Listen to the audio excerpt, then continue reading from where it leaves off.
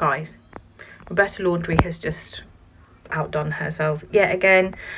We all know about the weirdness around the burn after reading letter. We know she's a bit of an odd one. And I'm going to play the following news clip from News Nation in just 1 second, because it's just thrown me that Roberta Laundrie turned up to give her deposition in Brian's Mustang. You know, the car that was left at the location where he unalived himself. And she let me just play the news clip for you. I can't. It is very strange that she would be in that car. Just odd. I mean, remember that is the Mustang that Brian Laundrie took out to the swamp. The parents went out and then ended up driving that Mustang back to the house. It was such a big part of the case. I mean, I'm almost like surprised they even still have it, let alone driving it to the deposition when you know this is one of the biggest days that the media is covering. The first time the parents are all together. I mean, thank you. Come on, it's weird. It is. My sentiments, exactly, Brian. Thank you. You know that you're under the microscope. You know the history of that Mustang. You know the scrutiny that the media has. And that was your tone-deaf choice. Or was it an FU, I wonder, to the whole process? Who knows?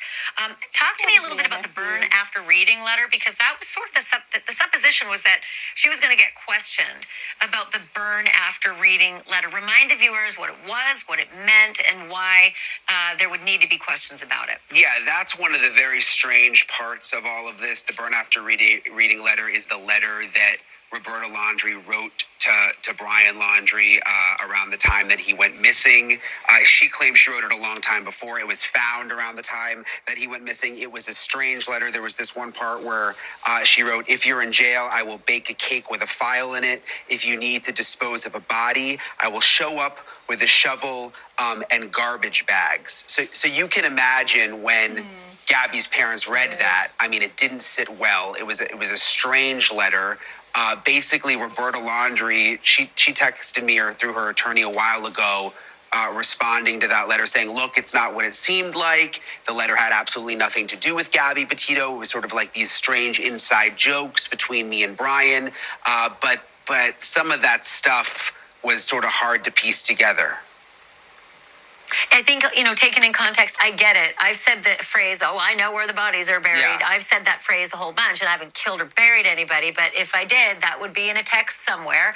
However, given in context to what they did, the silence, the profound silence over where Gabby was and where Brian was when Brian came home, taken all together, it's a little hard to give the benefit of the doubt. I understand how people feel. Real quickly, just to wrap it up, Cassie, Brian Laundrie's sister, I don't see a date for her. I mean, it was very clear. Christopher yesterday, Roberta today.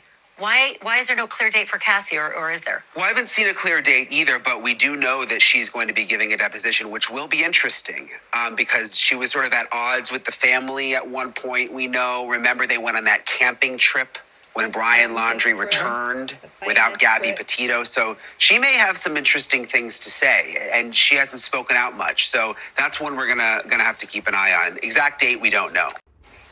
Trial for the civil case is May 2024, so It's coming a little quicker than we expected, and who knows if they'll settle or who knows if it'll go to trial. If it does, that's the public stuff. That's when we get to follow, chapter and verse. Yeah. Hey, Brian, thank you as always. I knew you'd have all the answers, and I love talking to you. Thank you for this. You too. Thanks, Ash.